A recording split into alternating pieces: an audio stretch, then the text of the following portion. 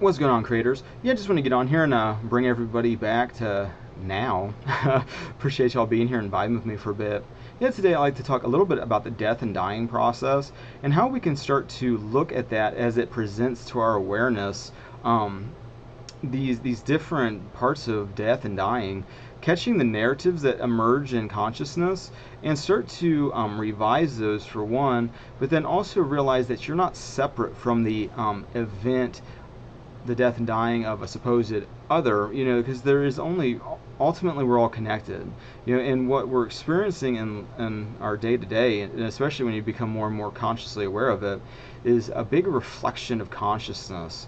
And so if you're seeing a lot of, like, any state that you're really inhabiting will do this, where it's like if you're in a state of anger or like distrust towards people, you start seeing all this confirmation that shows that you are correct as that state becomes more and more objectified on the screen of space. And so, like me personally, I feel like I'm kind of in like the shadow of death state again.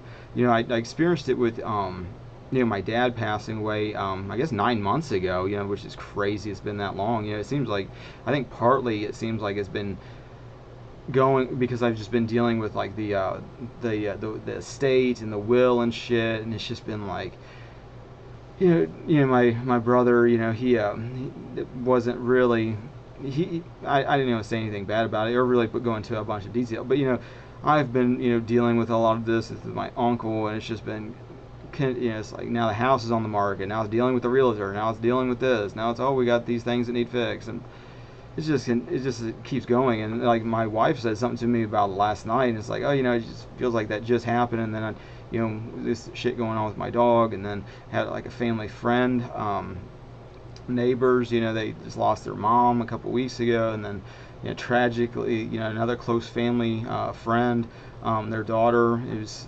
16, just passed away abruptly for like mysterious reasons.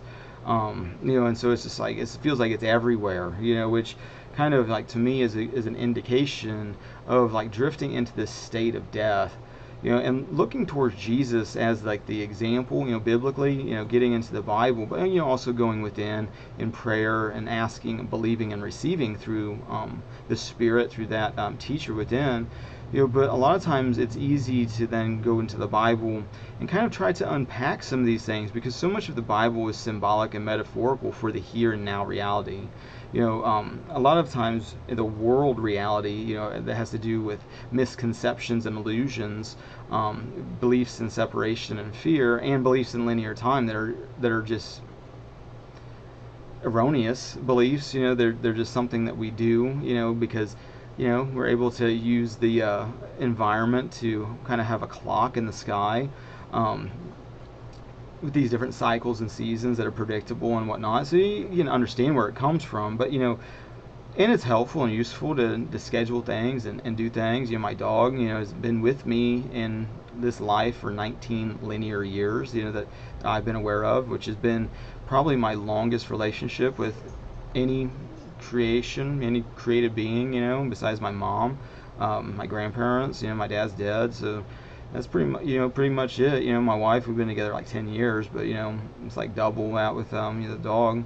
But at the same time, looking at all these things that are happening, and getting into the Bible, when things first started going downhill, and I experienced this with both, my dad and my dog, who's still living, but in the shadow of death at the moment, looking, she has an 8 in days. She's just recently refused water, which is difficult, but at the same time, part of the dying process I learned with my dad is to truly wish heaven for other people, and that includes other animals, other sentient consciousness, that they become one with our Creator, and experience the freedom to be, do, and have anything on their spiritual journey through this thing, which I don't totally understand, but I think we're all getting different levels of awareness of that. So not to look at like the actual passing, which when you're present, you realize, the biblical saying of it happens in a twinkling of an eye, because it can only ever happen in a twinkling of an eye, because it's only ever now. So it's like, personally, what I kind of start to do is like get into like near-death experiences, for example, which I don't even know if those are necessarily how that, how death will be, when you cross, but um, because I've already experienced a lot of weird reality shifts and things like that. And a lot of what they're saying is stuff that I'm already kind of experiencing in just life. But at the same time, I feel like everybody has a puzzle piece and has a point of view and a perspective. And looking at those things as they resonate internally too, you start to hear the same kind of commonalities, things that start to happen over and over again, how it's just like, boom, it just happens. And it makes a lot of sense, when you're super present and you're, conscious of your breathing on some level. But ultimately, it all is in God's hands, just like your heartbeat is in God's hands. You don't have to consciously think about, no, I got to do. To me, it's a surrender. It's a letting go of pain and suffering and torment, and easing into,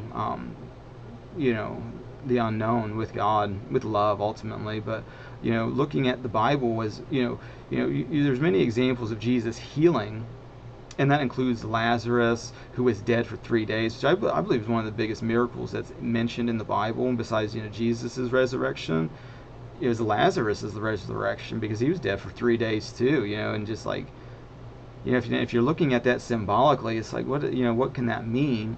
Because Lazarus didn't stay alive, it's like, unless he's like in this realm somewhere as Lazarus, and like the spiritual body kind of just in hiding. And the same thing with like Jesus. So, like experience of the divine, brother in Christ, Jesus, it's like the resurrected one. You see how that essence manifests through forms, and you can start to pick up on that unique energy, and then you just like that voice that starts to stand out. It's like, even though it's through a different person, you realize it's flowing through all. And when Jesus like talks about, what you do to the least of people, you're doing to him. What that means to me is it's part of the oneness, the connectivity, and how the creation is all connected, and so, and with Jesus still being alive now, through the one, through the conscious awareness, it becomes easier and easier to realize, that God just pulls the mask off at the end, and symbolically that relationship, whether that was a father figure, our creator is, necessarily the one that created us, so it's like, how would you know what that is unless you have a form to connect that with? And so it's like a mother and father at the end. They just, that was just different aspects of the one that merge back into the one. And looking at like these things, like when it comes to like death and dying, there's like a belief, I believe that's kind of an egotistic belief, of like constantly just want to keep the body, just keep it going, because if you're identifying with who you are as the body, it makes sense. And wanting to project that onto everybody else and everything around you then too, is something that I'm guilty of doing. But I've learned a lot about like the death and dying, through having chickens, and meat birds, and killing them myself and eating them, and stuff like that. So it's like the biggest thing that's going on, regardless of what's happening externally through these forms, is the narratives that's going on inside. If it's like, I'm losing that being, I'm losing that person, I'm losing that friend, whatever the narrative is, and then you start feeling that corresponding sadness and grief and despair and everything else, well, that's a good sign you're telling yourself a story that's not in alignment with our creator. And there's a deep personal conviction within me that continuously, even though experiencing death and dying, seeing dead bodies, seeing that whole process, it still feels fake. It's like I was telling somebody the other day, it's like I've never felt any type of healing or closure from going to a funeral.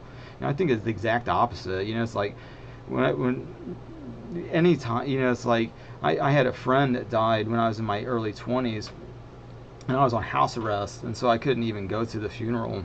And like he had been in like the Marines and been living abroad and stuff, and so like we were really close in high school, into some of the like after years of high school, But once that kind of started happening, it was easy to, oh, he's out doing whatever, and not some big attachment, of like being sad that he was gone and whatever, but being happy he was like doing things and, fulfilling whatever he was like trying to achieve. And like, yeah, and then he ended up like suddenly dying, like, tragically. And like, yeah, I couldn't go. And it happened at the same time my other dog died after having puppies. It was like shortly after I got out of jail. I had this corgi that was just like, I don't know, chubby and a little stocky thing, and like, my mom took care of my dogs when I was in jail, and I get home and I had to do the rest of this house arrest. I already done a bunch of house arrests before, but then dealing with that, the dogs were outside at the time, because I was in a trailer with my soon-to-be wife, stepkids, and it's just like, yeah, I get them, it's too crowded and everything. And anyway, I start seeing my dog, when I got out, she looked fat as fuck, and it's like, what is going on? What was my mom feeding you? I didn't know what was going on with her. But then, I couldn't leave really my front porch. I could, before like but the thing with the house arrest, wearing the ankle bracelet, the particular one I had on, it wasn't a GPS one, so I think it was almost like a psyop. I don't know how accurate it was, because it's like, well, it's got to be in a radius, like a circle, because this box just randomly goes in people's houses. And so it's like, yeah, I could probably go outside being in a trailer and sit on the front porch and shit, but I just didn't want any type of drama. I already had some drama with that, with like putting my sock underneath the ankle bracelet, yeah, and then they claimed that, I took it off or whatever. Drama, but like, yeah. And so next thing you know, I hear my at the time she was really young, my stepdaughter, she was like, we got puppies. It's like, what the fuck, puppies? It's like, that was the last thing on my mind, was puppies. I don't know if it was a coyote or what, but then, she had those puppies. She like didn't make it through the night. The puppies did. My mom nursed one of them back to health. Actually, two of them back to health. And then, my aunt got one. She still has the one. And like, yeah. And then next thing you know, at that same day, find out my buddy died. Well, anyway, we couldn't go to the funeral. And to me, it was the first time of like, I wouldn't say like active like denial. That wasn't having the closure from seeing him dead in a casket or whatever. But like, it was easy for me just to continuously to think of him as like being elsewhere, like traveling. And as someone who has a big amount of faith in the fact that, we move on, like death is an illusion. Our essence, it doesn't stop at the body. It continues on.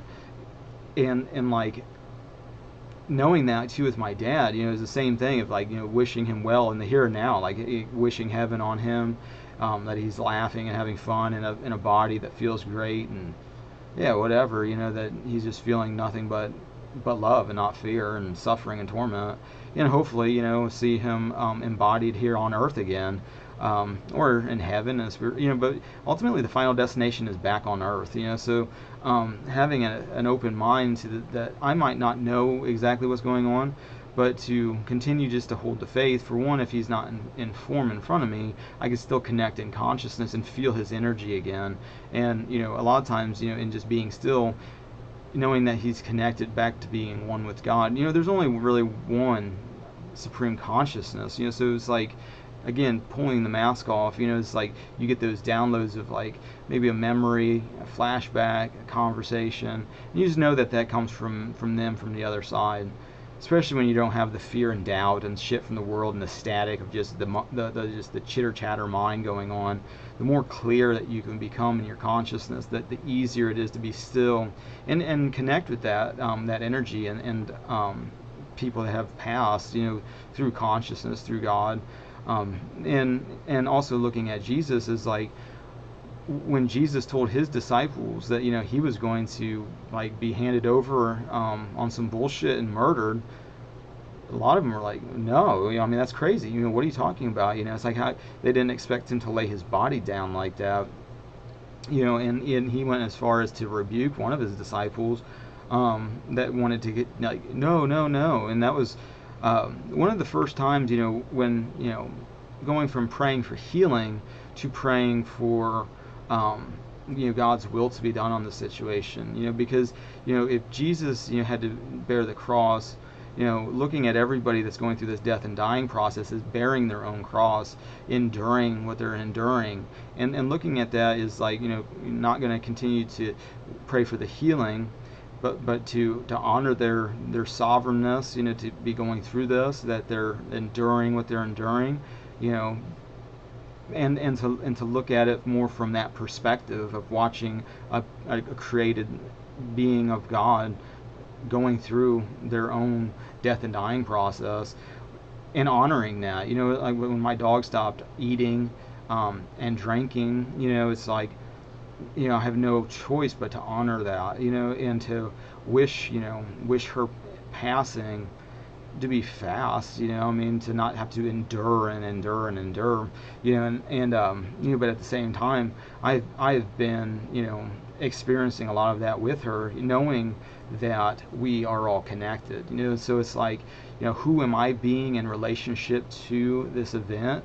It's definitely not going to be fear, so, in facing the unknown of this, it is another example of facing fear, letting it go, because these stories of fear, you can feel them as they happen. Something may happen, may have some weird physical drama going on, and it's like immediately it's like you get those fears of like, what if this happens, what if that happens, what if this happens, instead of, what if, they're about to experience the best thing that they've ever experienced before, and to really start moving your mindset into heaven and not this Middle Earth type of experience, because part of like the old way of thinking about things looks at death as being this, I need this to connect with God type thing, but to, in that same moment, realize that, oh, I am already connected with God. Whatever is happening now is perfectly happening,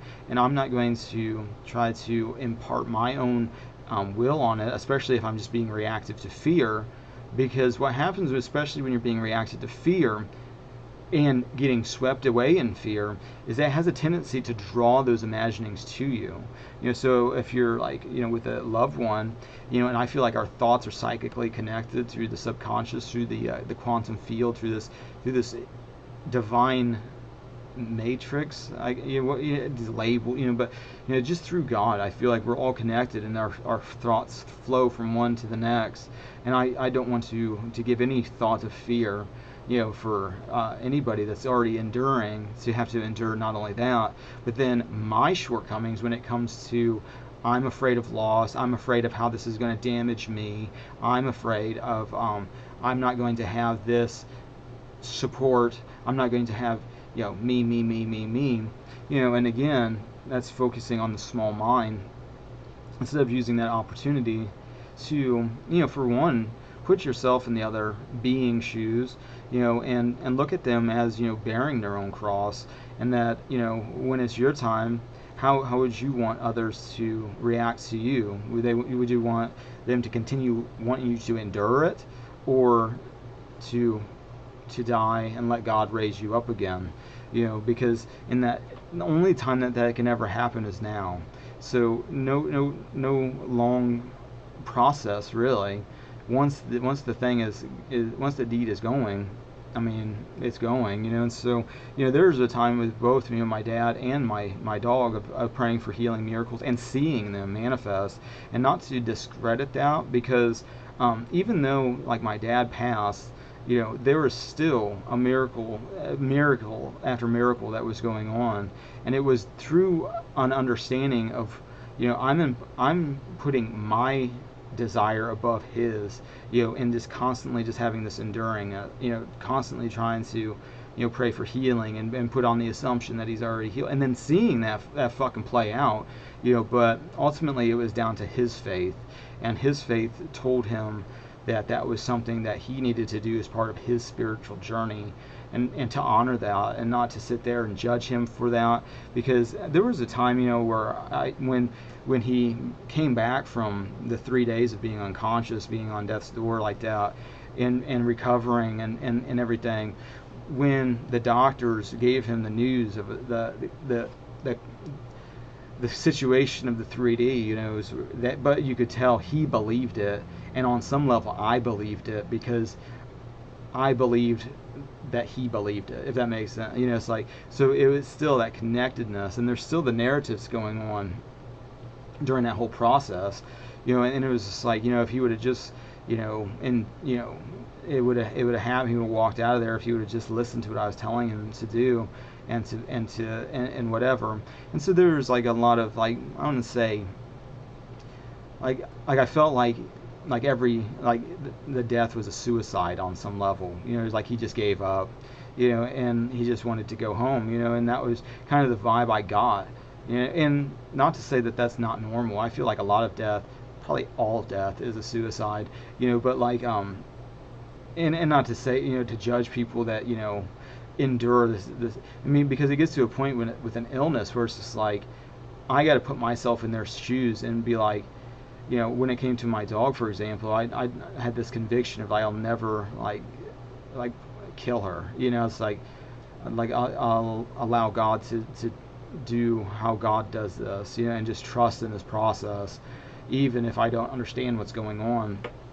And probably over a period of 6 months, watching bounce back, just this back and forth of just, despair, miracle, better, seeing how, the imaginal acts were just manifesting through her behavior. And it almost just felt, after a while, though, of like just puppeting something. It's like, I don't want her to be my puppet. It's like, I don't want her to be my I like, if you get what I'm saying, I want her to be her own sentient being that is free.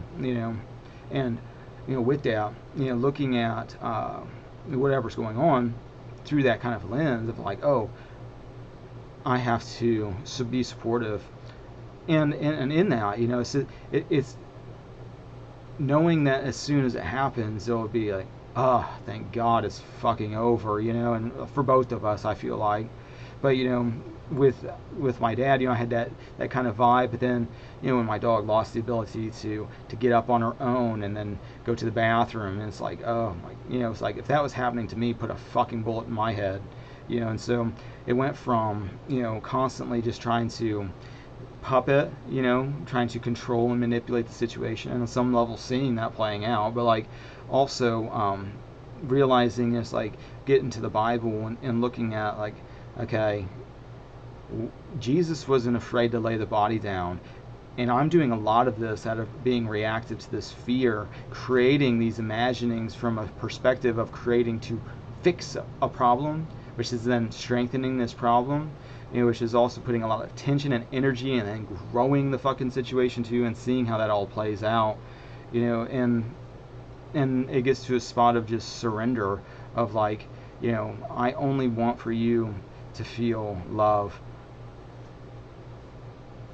Same thing with everybody else, that's going through a lot of these processes, where it can almost be disturbing to your faith, of like, oh, well, Jesus healed all these things, why is God not healing this other person? Well, for one, part of it is, an assumption of like, oh, this person's sick, and like identifying with them with the state, which is also, you're not separate from that person. So it's like, if you realize that you're connected and it's part of what's going on within the bigger consciousness, it's a different thing, because in the bigger consciousness, there is no death, there is no sickness, there is none of that. It's in the illusion of the separateness of that. Oh, that person's dealing with that, but I'm not. On some level, we are all connected and simultaneously going through it in the here and now. And so looking towards like the Bible, again, it's like, okay, well, all of these examples of how Jesus healed by, faith, okay, but then ultimately your faith gets built by facing fear and trusting God. And there's virtually nothing I think I'm aware of that's a bigger fear than the fear of death. And so to face that unknown, not alone, but to realize God is perfectly playing this out, even if we don't understand, even if it's fucked up to our senses, of like, Jesus Christ, it's like they're having a hard time with this, and they're great, they have blood, and it's just, all the bodily shit that can go on, you know, when it comes to just your physical body and shit, you know, it can be fucking nasty. But like, you know, not to sit there and, you know, think, how can I fix this? How can I fix that? Because again, that gets into I gotta do. You know, and looking at Jesus on the cross, for example, you know, where it's just like, you know, some of the darkest time is like, you know, when he quotes in Psalms, you know, like, Father, Father, why have you forsaken me? You know, which, you know, a lot of people don't, I guess, realize that that's a kind of a quote in Psalms. When you read the whole thing, it's kind of, you know, it's kind of a disturbing, you know, thing to say, but not to say it's disturbing, but, you know, it's just like, it's an impactful thing to say. You know, so it's like you get the darkest times, which I've noticed too. Whenever you change states, you get confronted with all of the states that keep you limited. And so, you know, looking at, you know, being like a shadow of death state, you know, it shows all of these limitations that make you think that you are not immortal, that you are not eternal and have eternal life. You see all of this death and all these fears of that confronting you in the here and now, hitting your awareness. And in that, checking those stories and letting those go, you know, to the point where then you finally rest in faith that it's finished, it's done. You know, it is finished. Is pretty much, I believe, I think the last words that came out of Jesus before he surrendered the body and transformed into the one, you know, consciousness. So, you know, I don't know if there's, you know, I don't know what that looks like. You know, I don't know what that really means. You know, so all I know is what I've been exposed to at this evolution. You know, not to say that, you know, we can't know. I feel like we're all going to know once that evolution hits that top of that mountain, you know, just, then I can see it, then that makes sense, then I got more clarity and understanding. So I just wanted to kind of share that with everybody. You know, just I feel like, you know, the death and dying is just a really taboo topic, and it's a fear that needs conquered. You know, so ultimately, you know, hopefully the goal, you know, of a lot of these conversation is to conquer fear and replace that with healing, because ultimately that's what happens. Every time you face the fear with God, grow your faith, there's a healing that comes as you get a new understanding and a new way to look at it that's based on heaven and oneness and a higher divine perspective. And so, yeah, with that being said, you know, I appreciate you guys liking, sharing, subscribing, all the social networking things. I appreciate your spiritual support and your financial support. Thank you for that. And until the next now, God bless.